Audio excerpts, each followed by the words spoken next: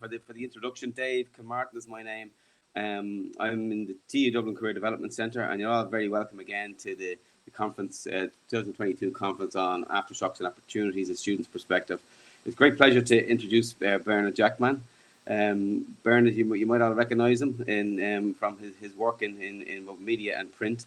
Bernard is a former Irish international rugby player, played 9 times, I believe, for Ireland, and has played both in Ireland and the UK professionally, and coached professionally in both in France, Ireland, and Wales. So huge experience. And just chatting to him beforehand there, he's moved his family 11 times, so knows a lot about movement and transitions, etc.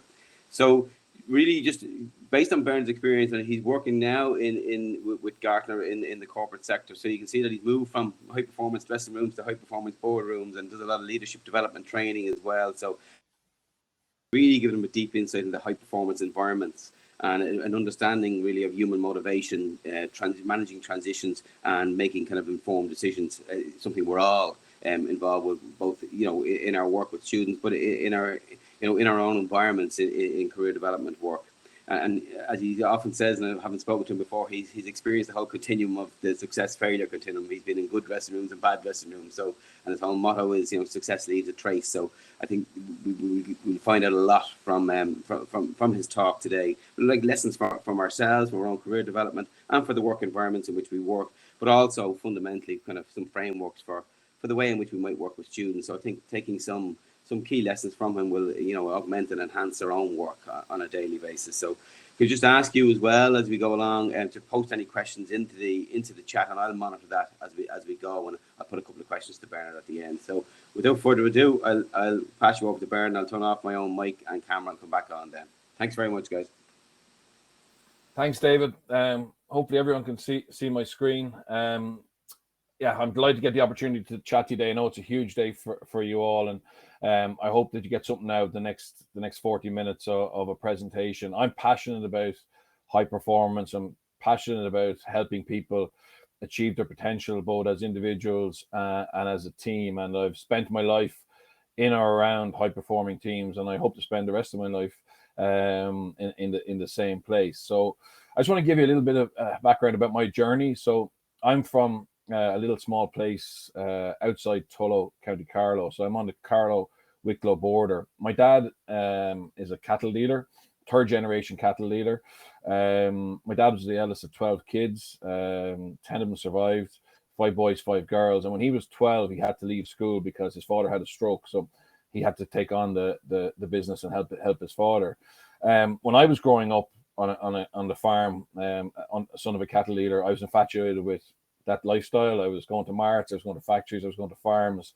Lorries would come into the yard at 2 o'clock in the morning. I'd get out of bed, go out and see what was happening and try and help. And my mum was worried that I wouldn't do my intercert at the time, which is the junior cert now, because I was so infatuated with that side of it. But my mum obviously wanted me to have an education, so she convinced my father to send me to boarding school with the view to getting away from home, getting that kind of routine of study would give me a choice. And it wasn't a case that I had to go and do something else. It was a case of having a choice. So I went to Newbridge College, and that's where I started to play rugby. And I didn't just do my junior cert, I did my leaving cert as well. And at the end of the leaving cert, my father was kind of expecting me to come home. But I wanted to go to college in Dublin and have fun up there. So I picked a course that my career guidance teacher didn't know much about. I picked international marketing and Japanese. And my dad asked me, why am I doing that? And I told him I'm going to sell beef to the Japanese firm. So he was happy enough. He gave me the pass to go to Ireland or to Dublin for a couple more years. And the course was 2 years in Dublin and then a year in Japan, 6 months in college, 6 months in work, and then come back and do your final year. But after my second year, I was about to go to Japan for that 3rd year, and rugby went professional in Ireland. No one knew if rugby was going to take off. This is 25 years ago. Warren Gatland was given the Connacht job as Connacht coach, and he played against me that year for a club called Galwegians. And by pure chance, he remembered me. He needed a hooker, and he offered me a contract. And he said to me, "Look, I said I'm going to Japan." He said, "Don't go to Japan. We don't know if rugby is going to take off. If it does, and you're in Japan, you'll be forgotten about." But as a school teacher himself, he said, "Look, I value education. I'll sit down with DCU with you and we'll make a plan. So I ended up transferring into business studies degree, and Gatland, through his job in Connacht, allowed me have the time off when I needed it to be able to complete my education. So I ended up being a professional rugby player for 2 years and finishing off a business studies degree. Over the course of my career, I played for Connacht in 2 different blocks, Sale Sharks in between, and then joined my home province, Leinster, 2005, and was lucky enough to get capped for Ireland 9 times and captained Connacht and Leinster. I was really lucky to work under some really strong leaders. So from Declan Kidney, Warren Gatland, Michael Cheka, John O'Gibbs, Alex Wiley, people who really mentored me and created a for me to get better and achieve my goals and my dreams. And I really appreciate that. And I think mentorship, support, that coaching, developing leadership is absolutely important. And it's something that runs through all the teams that I have looked at and visited. When I retired, I went back into the Masters, but I'll talk about that in a second. I had a couple of chances to play in France when I was a player, but if you go to France, you lose your opportunity to play for Ireland. But we always, as a family, thought it'd be a great experience to go play in France. So I looked around, got my agent to look around, and I got an opportunity to join a small club called Grenoble, who were in Pro D2, and I went for a year and we ended up getting promoted. So I ended up staying for 5 years. And it was a great life experience for us as a family. My kids were 5 and 3 when we went there. They're bilingual now. We ski. It's in the French Alps. They ski on a good school. It was just a brilliant opportunity and experience to test myself in a place that is real rugby culture, and obviously having to go learn a new language. So I did German in school, Japanese in university. So I went to France without any French, but got stuck into it and managed to learn it, even though my accent is still a very strong French Carlo accent. My dad, as I said, didn't know much about rugby. He left school when he was 13. Actually, only saw me play if we played on a Sunday, because our local cattle mart is Carnew, which is a Saturday. So he very rarely saw me play. And he didn't really want me to go to Grenoble. He thought I was coming home to take over the family business. And I remember a couple of times during the year chatting to him on the phone, and he'd be saying, "What's the name of that place you're in again?" And I said, "Grenoble." And he said, "Okay, yeah, Pat Fox, would be a neighbour of ours, would be sheep farmers, told him that there's no rugby in Grenoble, right?" And I said, "Sure, what would Pat Fox know? He wouldn't know one end of rugby ball from another." And a couple of times during the year, I was kind of doubting me a little bit around, was I really in Grenoble, etc. And in fairness, because he knows so little about sport, I didn't really pay much attention to it. But that first summer, 2012, I went home for 3 or 4 weeks, and on a Saturday, I went to Carnew Mart, which is our local mart, and I would have been going there since I was 6, 7, 8, and I went all the way through school, and I would have went all the way through my 20s when I was off from Leinster or Connacht, and everybody was giving me the cold shoulder, being really standoffish. And this 2012 now, before social distancing became a thing. So I didn't know what had happened, and I remember thinking, look, there must be a rumor about me, or something's gone wrong here. And anyway, I went to the auctioneer, Arthur Quinn's his name, who I know very well. I said, "Arthur, do you know what's going on here? Everyone's giving me the cold shoulder." And he basically looked at me and he goes, "Sure, what do you expect? You're over there in Chernobyl coaching the rugby team." So my father had been telling people I was coaching in Chernobyl rather than Grenoble, and was getting vexed when people didn't believe him. So I still give him a good slagging about that. After that, I went to the Dragons in Wales. Warren Gatland, it went full circle for me. Warren Gatland was coaching the Welsh rugby football team, rugby union team, and the WRU bought the Dragons. Gatland convinced me that it was a good project. There was going to be money there to try and build something. And in fairness to him, he thought that was going to happen, but when I got there, it didn't happen. The WRU couldn't really support the Dragons at the level they thought they were going to, and I didn't get the results that I needed, and I got sacked. I got sacked after 18 months and came home and got a real job. My family were already back in Ireland. We decided to come back to Ireland anyway. I was commuting from Newport, so didn't end well, but it was a good life experience. Lots of different other areas to my life. So when I was 23, I opened up a gala, which is basically like a Centra Spar in Kilcullen. I worked for a year with AstraZeneca because I had an injury. So I worked as a sales rep. And then after the Dragons, I joined a company called Refinitiv, who are better known as Reuters.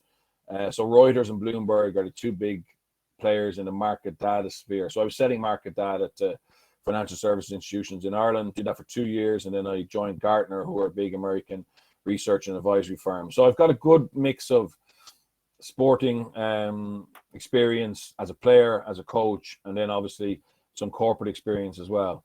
But why am I here to talk to you today? In 2010, when I retired from playing, I went back to UCD and I did a master's in sports and exercise management. But my thesis was on the correlation between high performance behavior and sport and business. So as I said, I've been in good dressing rooms, bad dressing rooms, been involved with some corporate activity. I could see that certain teams or organizations were successful. And I wanted to see, was that common across sport and business? And I wanted to basically visit successful businesses and see what they do, and there are lessons to be learned from that. So I went to New Zealand. I went to the Crusaders and the All Blacks. So the All Blacks had just lost 2 World Cups, 2003, 2007. They were building towards a home World Cup in 2011, where the pressure was massive.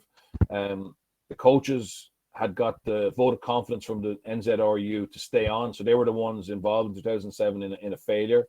And I got to chat to them around what they were going to change. And what I really thought was really interesting from them was sailing in New Zealand is a big sport. So the America's Cup, which is the biggest sailing competition in the world, a lot of New Zealand skippers and sailors work on that. So they tapped into that. That's part of their heritage. And what the area they looked at was the term the crow's nest. So basically, on those big sailing ships, there's a certain sailor who's gifted at reading the wind, and they go up into the crow's nest. And even though there's so much technology now, they trust that sailor's eye, their experiences, their ability to see where the fair winds are coming from, and then they adapt their strategy to that. So from a sporting point of view, what the All Blacks did post 2007 was 4 times a year they went away as a management team and did what they call a crow's nest, trying to predict where the game was going, to be ahead of the curve, to basically start your strategy before the competition. And it's led them to a World Cup in 2011, 2015. A lot of successful businesses and teams have that philosophy as well, where they're looking forward and trying to predict the future. I went to Manchester United, Toyota, Saracens, Google in San Fran, Aston Martin, Red Bull, and Formula One, and Dyson. So what did it find out? So I think success leaves clues for different reasons, okay? But there's a common set of behaviors that seem to be ingrained in successful teams. And certain teams, put more focus on one area than others. But I'd just like to talk to you a little bit about that. So just in terms of performance, everybody's chasing high performance. Everyone wants to win. When you think about performance, what does it mean to you? And I'll just ask you to take 10 seconds and just try and put a little summary in your own mind around what performance means to you.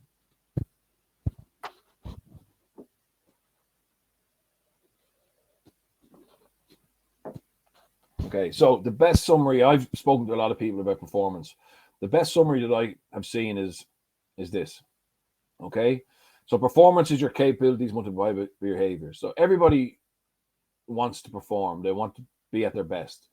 But if you want to do that, just break it down simply to this: it's your capabilities multiplied by your behaviors, right? So, in your career, you're helping students understand what their strengths are, where their passion is, what they want to do, right? So, if I want to be a cloud architect, okay, what are the capabilities I need to do that, right? So having a real understanding of those, and then having a plan in place to improve on those capabilities on a daily, weekly, monthly, yearly basis, right? And then it's your behaviors, okay? It's how hard you work, okay? It's what habits you have, what rituals you have, how you interact with others, how you connect, what support you have, how well you're coached.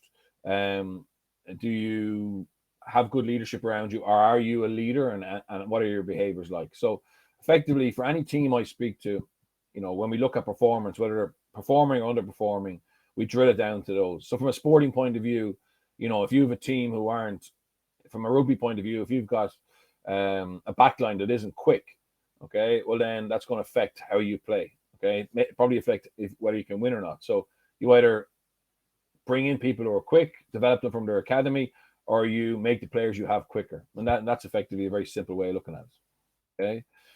Also, successful teams, they're all focused on culture. Right. And probably 15 years ago when I started looking at this, goals were the first thing we did. So we come in the 1st of July for a pre-season and we talk about goals. Okay. From a sporting point of view, we want to win the European Cup.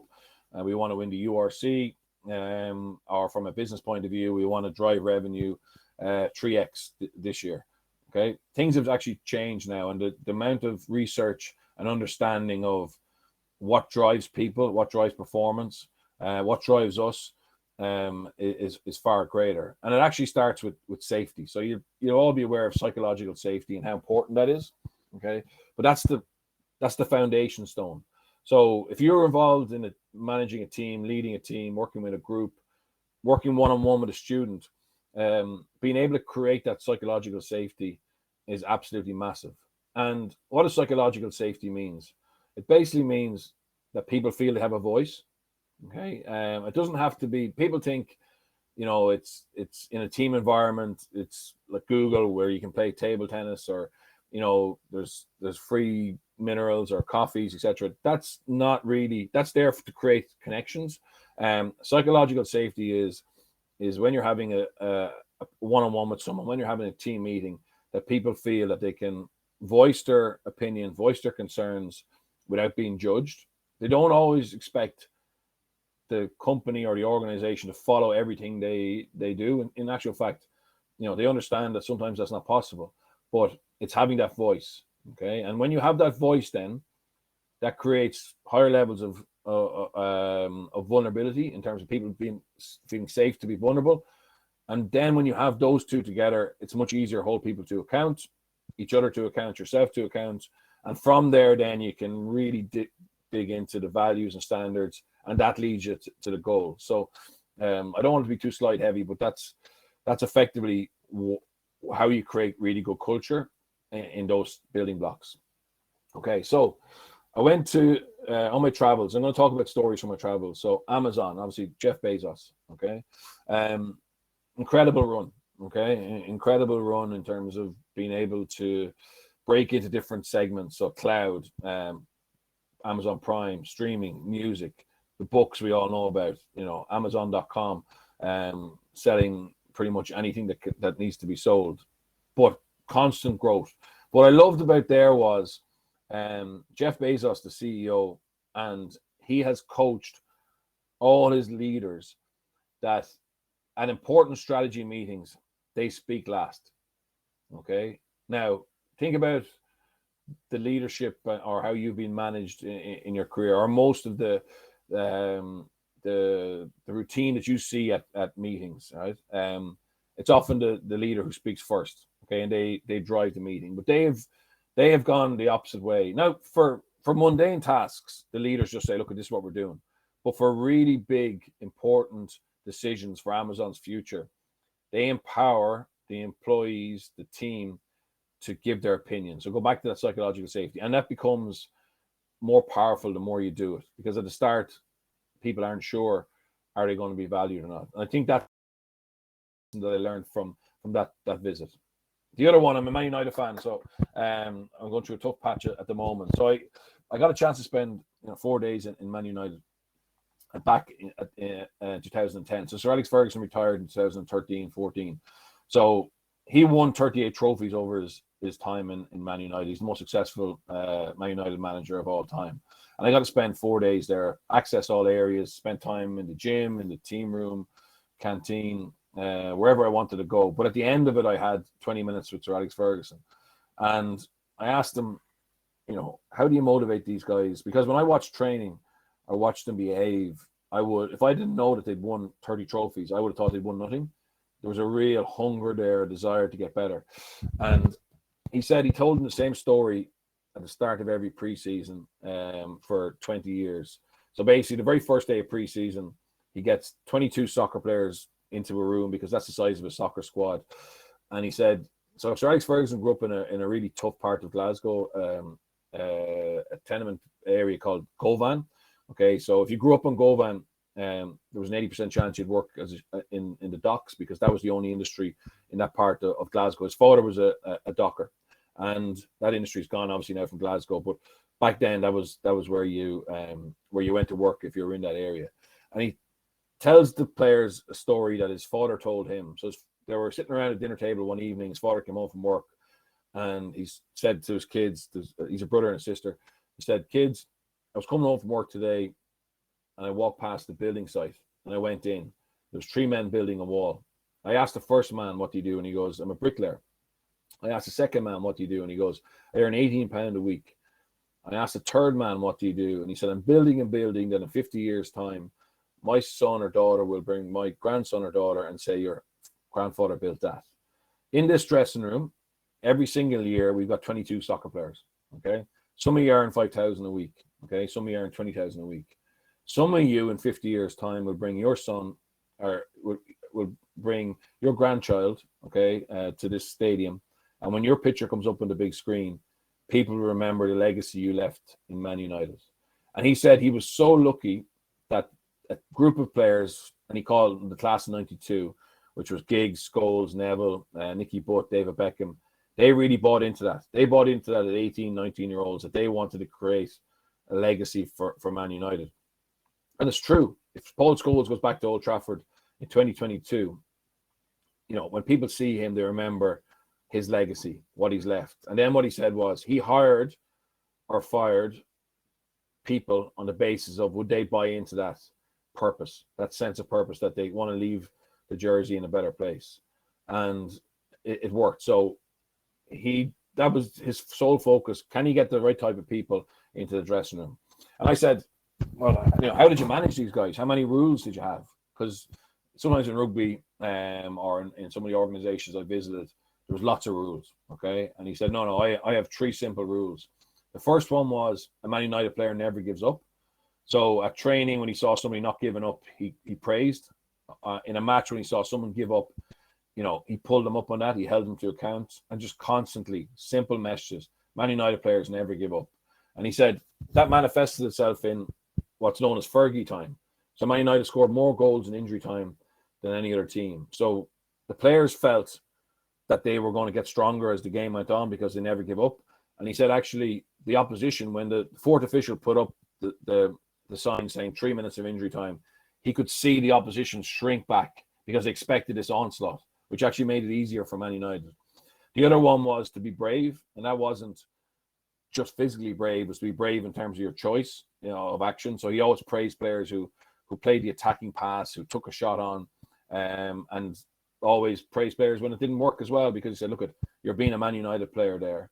So Man United player never gives up. Actually, in the post-match press conference, he used to say, we didn't lose the match, we just ran out of time.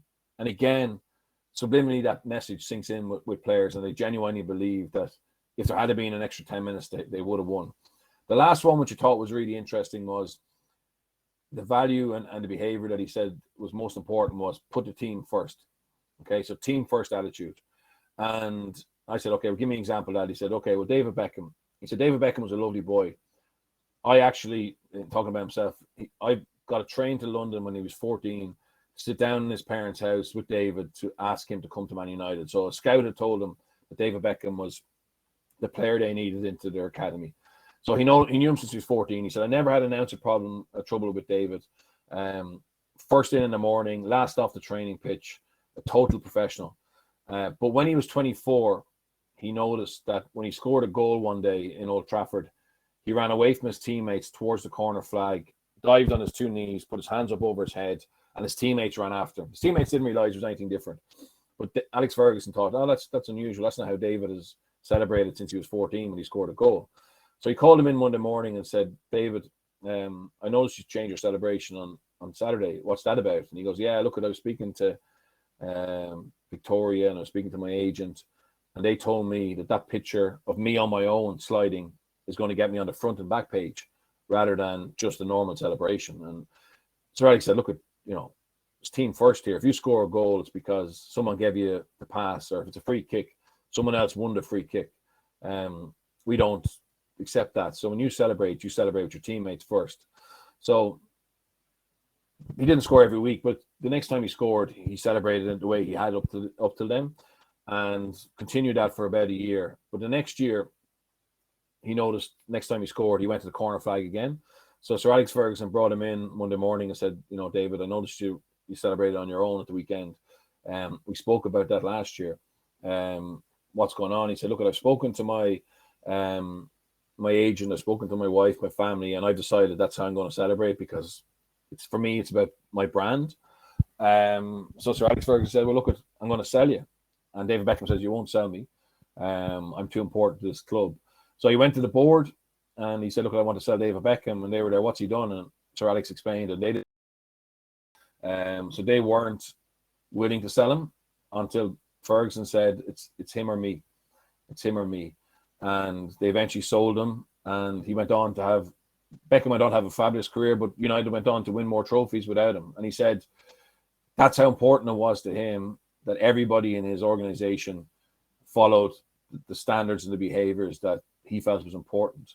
And he hired or fired through his whole career based on those three simple behaviors. And I think the simplicity of it is brilliant. And also the willingness to make a stand. And you look at other sports like Brian Cody, people who've been around a long time, they always were willing to make the hard decision for the good of the team. The other thing, Gary O'Toole is an orthopedic surgeon. He's someone I've become friends with, and he's obviously he swam for Ireland. But what I loved about this in terms of high performance is the whole preview process. So them, which is an operation, they do a pre-mortem. They do the operation, and then they do a post-mortem, and they're always looking to try and get better in a real high performance environment. And again, I would be saying, this is something that's common across all the different organizations I looked at. They're always looking to refine that preview action review process to get better. Planning. Okay, so that's just an example of a game plan for that we had in Grenoble when we're in the top 14. And again, it's a case of, are you willing to commit to your plan, put it down on paper, put a plan in place to prepare for it, go out and put it in place, and then review it. Sometimes, and it was a big culture shock when myself and Ron Nagar did our pro license together in France.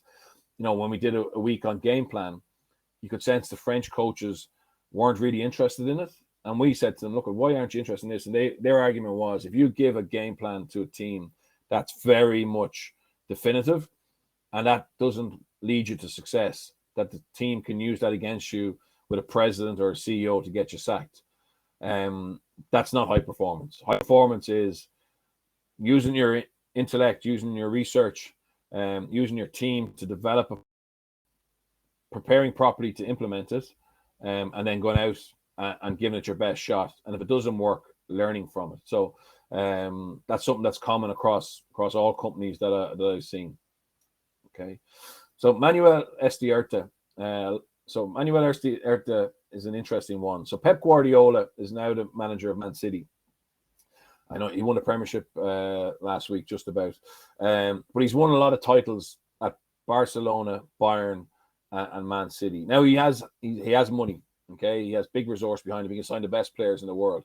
But he was coaching the under-16s in Barcelona when the president of Barcelona came to him and said, Pep, I need you to take on the senior team. And most coaches like Pep, or managers like Mourinho or Alex Ferguson or whoever, Stephen Kenny, they will have a staff that they bring with them from job to job. Okay, and normally that's a head of medicine, a head of conditioning, a coach, a head scout, and a head analyst. That's pretty much typically the team that a coach brings with him. But when a president came to Pep Guardiola, who was, I said, coaching the under-16s, was a legendary player at Barcelona, and said, I want you to take over the senior team. He asked Pep. Pep said, look, I'll do it as long as I can bring my team. And he said, who are they? And he told him the usual, the head coach, the head scout, etc. And he goes, I want one more guy. And the president said, who's that? And he goes, I want a guy called Manuel Estiarte.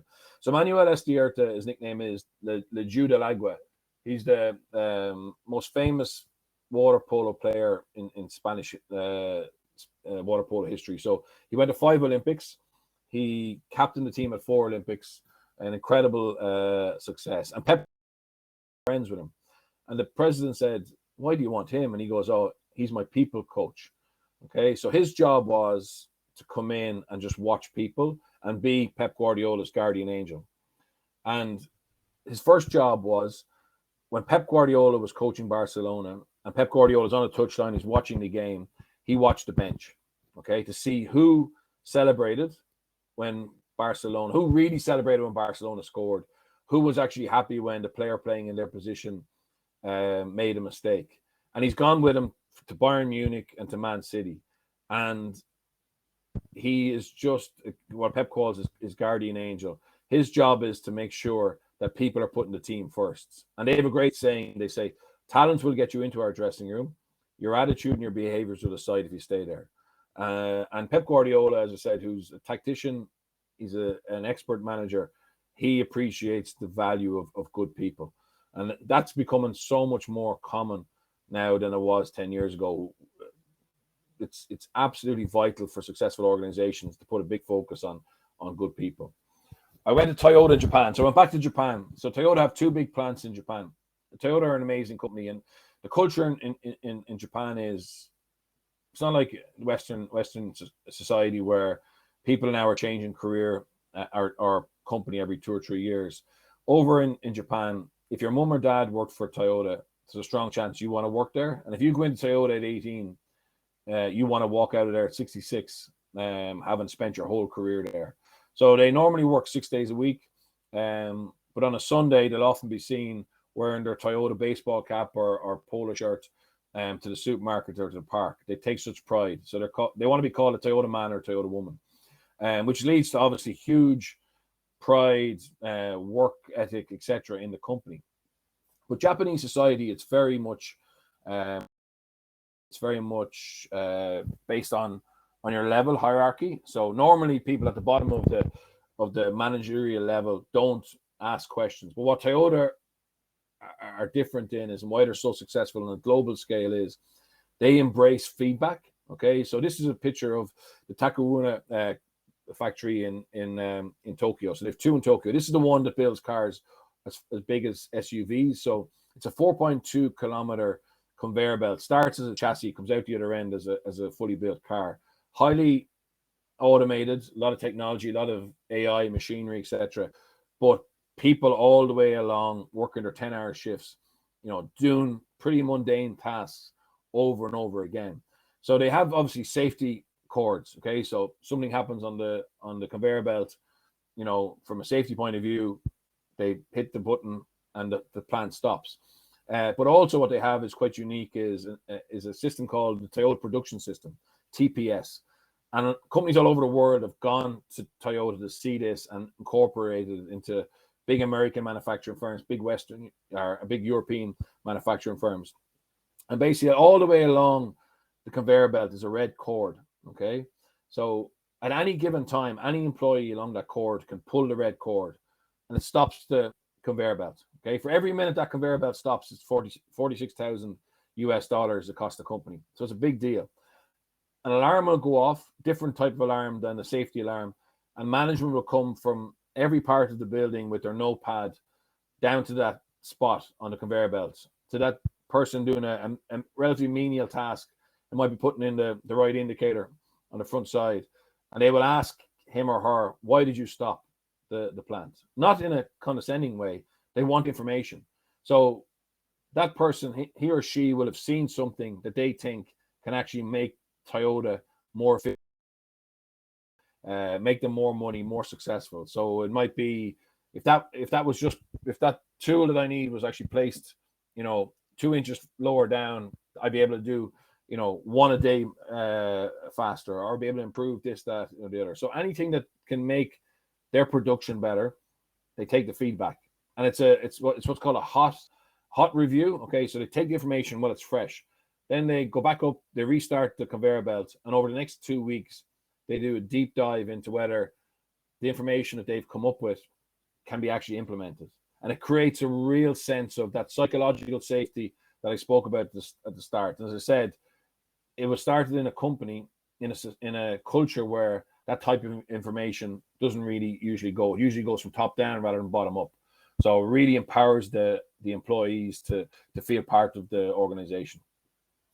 Okay, I went to Red Bull. Okay, so Formula One's more popular than ever now due to Drive to Survive.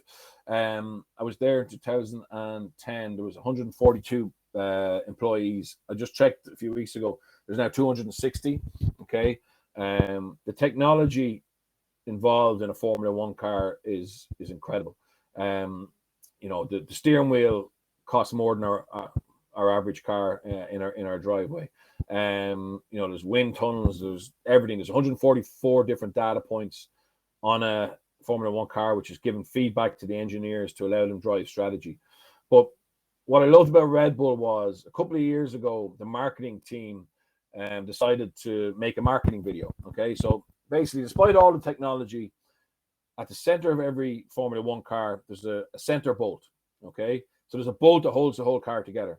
So if you look it up on YouTube, the life of a bolt, they basically made a 2-minute video because everything is made in-house. Everything bar the wheels are made in-house in their factory in Milton Keynes. And the bolt is made in-house. So they basically followed the bolt from being designed all the way to being put into the car by the mechanic. And some of the mechanics saw this marketing video and they were like, that's really powerful. Look, there's a bolt at the center of the car, and there's us as a company, we're all part of that bolt. We keep the car on the road.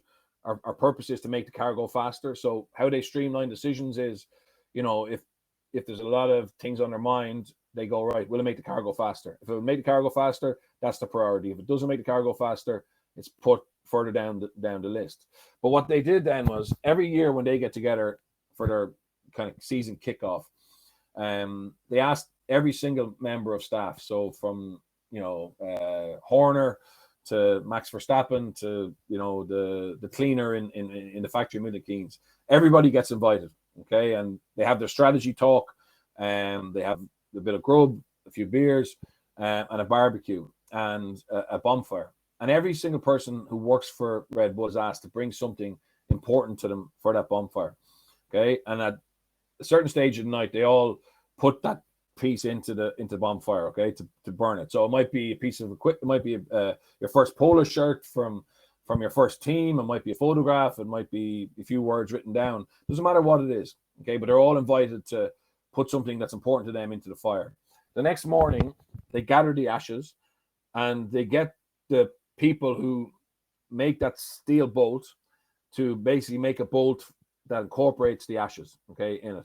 All right, and then that is given out once a week to the bolt of the week, okay? And basically, Max Verstappen, who's their Formula One driver, he's their lead driver, who won the Formula One championship last year. He's won it 3 times in the last 4 years. And he said winning that bolt is more important to him than, or means more to him than some of his Grand Prix wins, because it's voted by the whole organization. It's voted.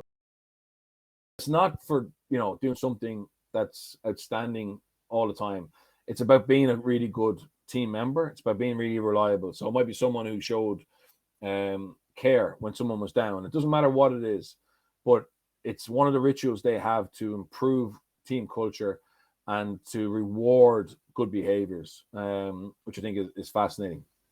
The other thing they're brilliant at is, and this is going back to your capabilities, they understand what everyone's role is, okay? And the best example of that is, this is a Ferrari, but it's the best pick, is they all have clear identity around what's expected of them, from number 1, the rear jack, to number 19, the tire gunner.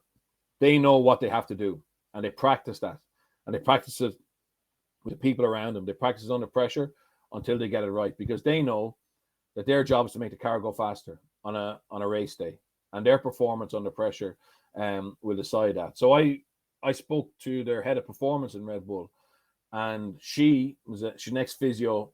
She looked at the skill set and attributes that every single one of those positions will need. So, for example, number 3 there, okay, the tire gunner on the back left hand wheel, they need more flexibility in their left knee than their right knee because of where they stand. So she designed a stretching and a flexibility program to give that position, that skill set. The people who are involved in putting the petrol in, they do a series of reaction tests to be able to just get that 100th of a second off. So it's understanding what's expected of you, what attributes do you need, and then practicing those and becoming better at them. The other one was I went to Dyson. So James Dyson is now the richest man in the UK.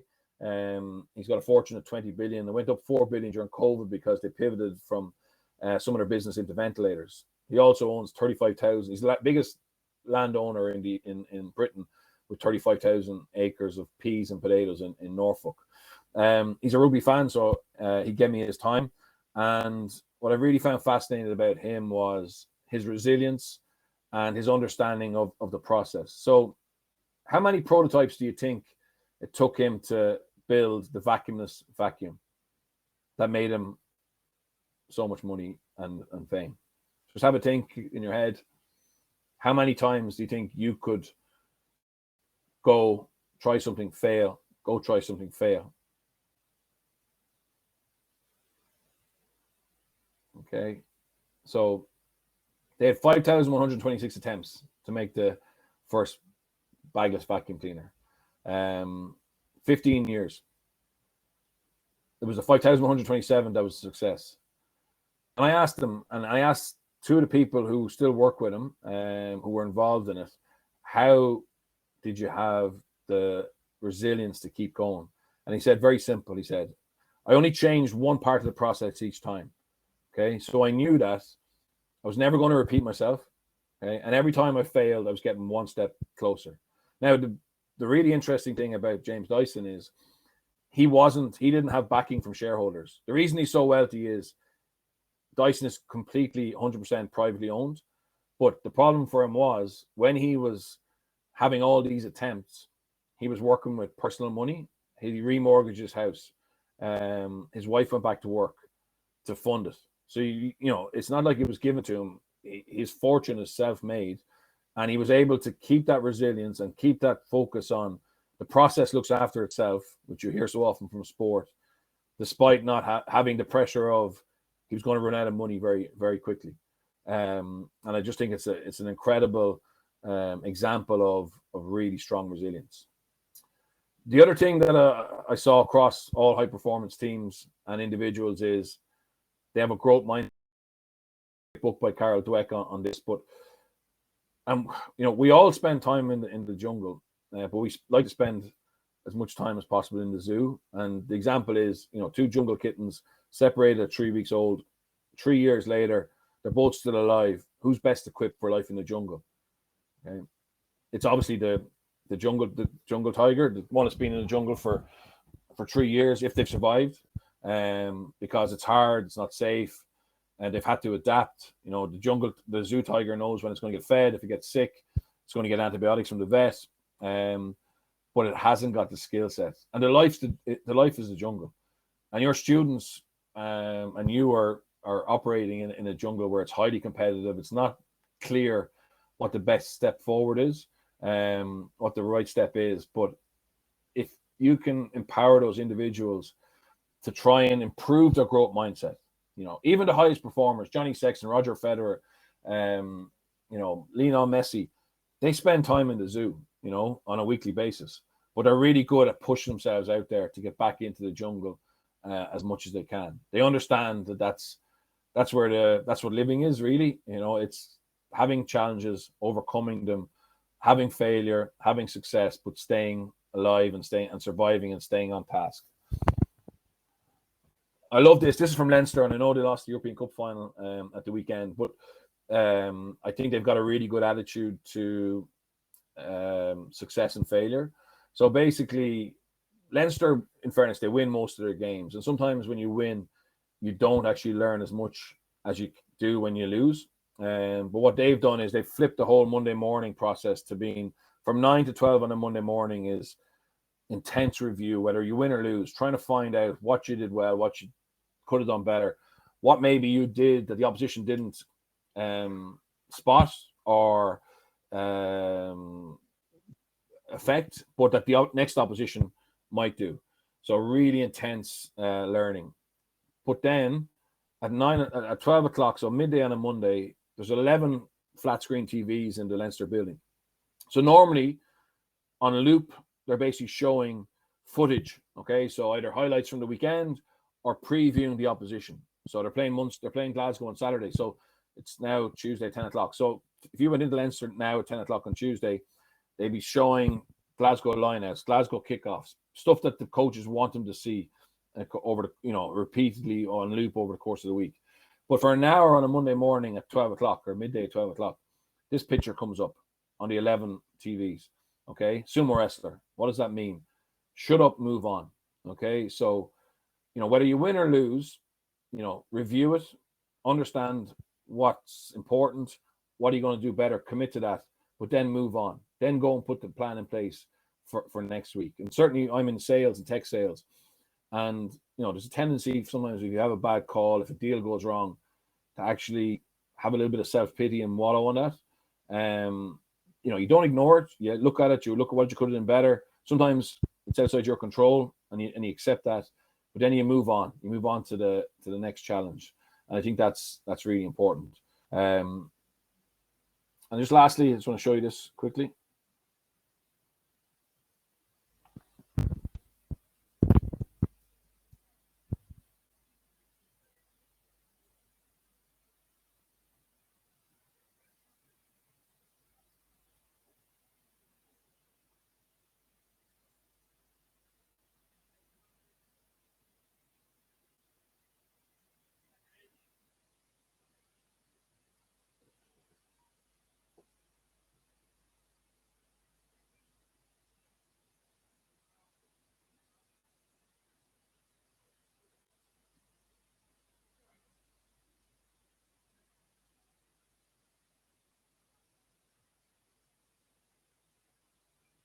I think we've lost Bernard there. Bernard, can you hear me?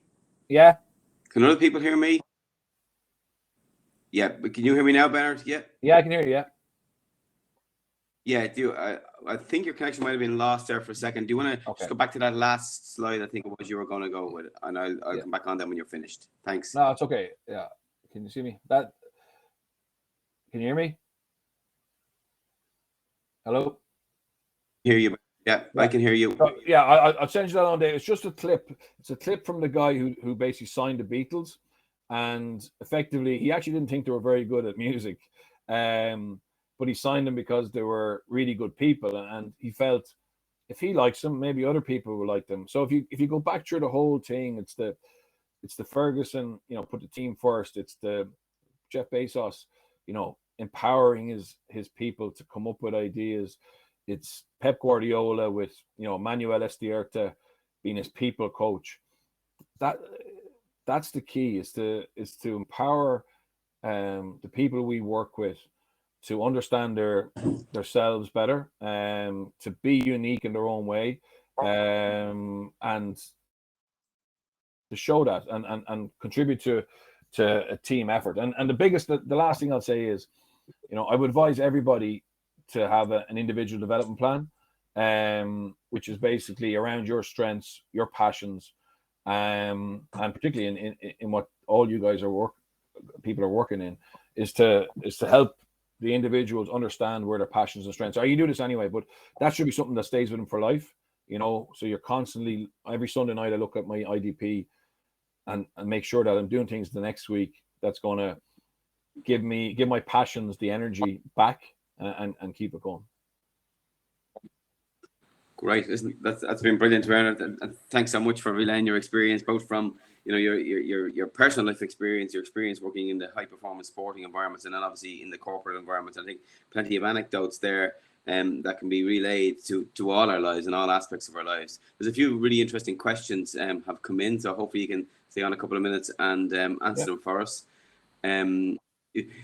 How can you support low performers, from Angela, low performers to become high performers, to journey towards high performance? Yeah, I think that's brilliant. And in fairness, there's another question there from Brendan that's really relevant as well.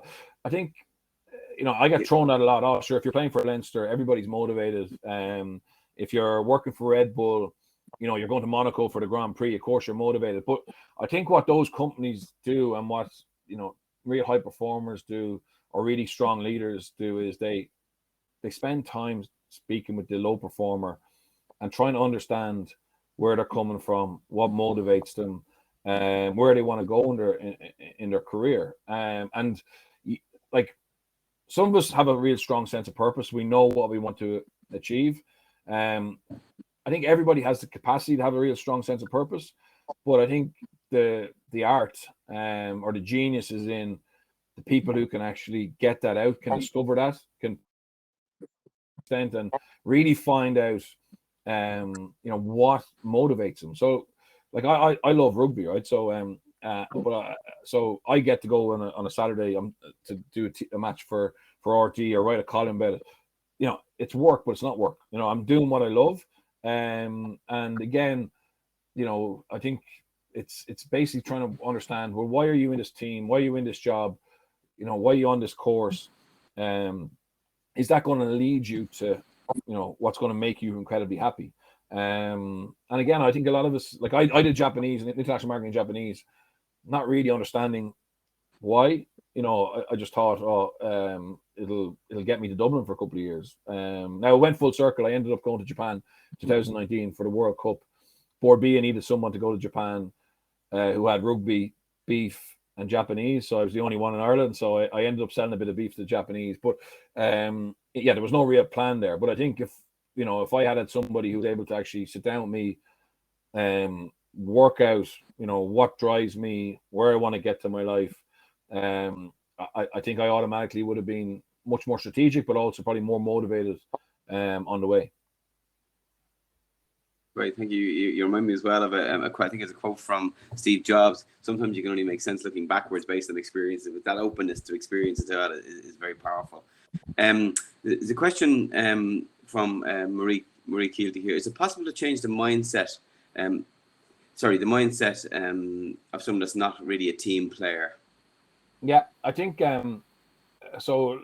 The leaders I've worked on this and had experience of it is either the person changes or you change the person. So if you're running a team, so you got to spend time trying to help the person to change, to understand the role they have in the team. Are they giving the team energy? Or are they, energy vampires? Are they sucking energy out of the group? And again, that can change on a weekly basis. So I genuinely believe that 90% of the people can change. Sometimes they're negative or not contributing because they have an issue, and that's their way of protesting. And sometimes they don't explain that that's actually why they're behaving in a negative way. So I just think the more conversations we can have one-to-one, the more we can. So we do this thing now, and I've done it with some teams like Airbnb and Porsche UK. So a lot of the big things the leadership team said to me was, we can't get together during COVID because everything is virtual and we can't connect, right? So we use this tool. It's basically called three-page slide. So basically, everybody in Airbnb and the leadership team have to at the start of the campaign or block, give a slide to one of the leaders, right? Which is minimum 3 slides, but can be a maximum. And it's about you, okay? So who am I? Who are we, right? So if you want to create a good team, you need to understand who each individual is. So over the course of the virtual meetings that they're having on a weekly basis, they use this little tool on Google, which is like a spinning wheel. So they put the names in. So you put David, Bernard, Norman, Mary, Brendan in, right? And you press the red button and it spins, and that person's name comes up. They've got to actually speak about themselves. So, why are you here? Where have you come from? Where do you want to go? And sometimes that tells us things about people that maybe we wouldn't get over a cup of coffee because we're talking about the football, or we're talking about the weather, we're talking about Dublin Airport. You know what I mean? So trying to find opportunities to peel the onion back around us as individuals. Once you start listening to people's journey, purpose, goals, I think they automatically become more of a team player. Everybody doesn't. It's not, but I think if you start that process and they still aren't engaging or still low performers, then I would say change the person. But really try and do everything in your power as a coach, as a leader, to empower them to change, because it's going to lead them to where they want to go anyway. Great, thank you. A nice question here from Denise, who I know is very much involved in sport. Is success in your DNA, or is it a learned behavior? Probably ties in with your performance, with those capabilities by behavior. No, I think it's learned. I think sometimes you have to fail to really understand what the key metrics for you are in terms of success. The really good performers, rituals, habits become massive for them because they know that that's the process that gets them there. There's obviously trial and error around what that process is, and it's going to be different for everybody. But I remember Richie McCaw, the All Blacks captain. He had a journal, and every Monday morning he just wrote SO, start over. So just start over that cycle. So obviously you're always trying to improve it slightly, but you kind of know what works for you, what your operating rhythm is. And sometimes you have to fail to get a deeper understanding of that, and also sometimes if we're in a team sport, your prep or your rituals could be spot on, but maybe your team isn't good enough, maybe your capabilities as a team aren't good enough, or maybe the opposition have thrown something at you which is different. So it's not an exact science, but high performers are always trying to refine it, make it better. Great. That kind of brings me on to a little bit about confidence and instilling confidence in people. Have you come across any ways in which people do that to build confidence? I often hear confidence is kind of efficacy plus optimism. I think as a leader, as a coach, you're trying to praise people's strengths and get them to understand it. So like people think probably 5 or 6 years ago, an individual development plan from a high performance sport point of view was basically write down your weaknesses and make a plan to fix them. Now it's 80%. What are your strengths? And then what do you 80% strengths, 20% work-ons. And then what because you're only going to become world class in things that you naturally enjoy or are strong at. And so my big thing is focus on what people are good at, get them to understand that, and again, get them to deliver that, and try and find, a strategy or a structure where, you've got a nice mix of all different strengths. But the big thing for me is you'll always be more confident dealing or working in an area which is tailored to your strengths and your passion. Great. And just two last ones, if you have another couple of minutes, we won't keep you too long. How can you promote engagement or deeper engagement amongst the team? Yeah, I think it's a tough one, because it has to be worked on, it has to be developed. So if you're lucky enough to work with the same people over a period, whether it's a month or a year, I think it starts with those individual one-on-one chats. But then, if you have a group of 12, break out into groups of 3. They say 3 is the optimum for personal discovery, for developing leadership. If you break into groups of 3, that's the optimum to give people the chance to start to develop that.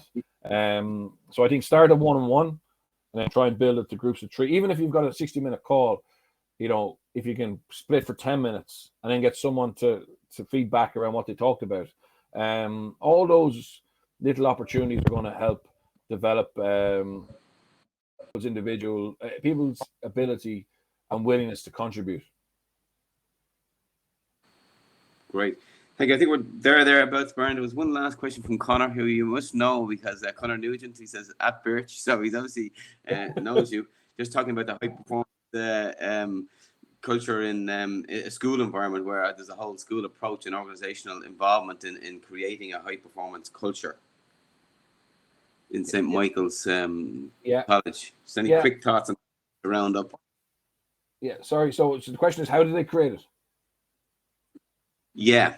So basically, I think they created it with a real alignment across from the top down, from the headmaster all the way down to the national school. So my son was in the national school there. Now he's in first year. A culture of expectation and that belief. So they prepare properly. So it's a very detailed plan. Then that leads to seeing success. So basically, if so many guys from the school have gone on to play for Ireland, and then that creates expectation amongst the youngsters. So, they say, see something, be something. It's a big campaign from the women's side of it. But it's basically seeing these athletes at the highest level, and then obviously that gives inspiration to others. So, it starts with obviously wanting to become a school that's known for excellence, and then putting in place the process to deliver it. It's not. It sounds easy, but it's being consistent, being aligned, having that vision. Great. Listen, thank you. Just to wrap up, thank you very much for all your insights, Bernard, and some of the key words that are kind of occurring to me around values and culture, then planning, empowerment, reflection, engagement, support, coaching, all that kind of stuff. I think in our roles, I think increasingly, and we're going to talk a little bit about the future today, we're going to be more and more, supporting students to become the best they can become. Obviously, we're supporting in uncovering who they are and what they want and their purpose and values and mission in life, so to speak, but a way in which we support them to develop those behaviors that'll optimize their capabilities to achieve whatever they want to achieve. So I think some of the lessons that I've taken away personally, and I'm sure my colleagues have around here, from yourself today, have been really, really valuable for my practice and for the teams in which we work in and live in, so to speak, on a daily basis. So just to thank you so much, and I'm sure our paths will cross again. Thanks very much, breakfast and Sandyman. See you guys. See you, Bernard. Thanks a lot. Cheers. Thanks. Bye-bye.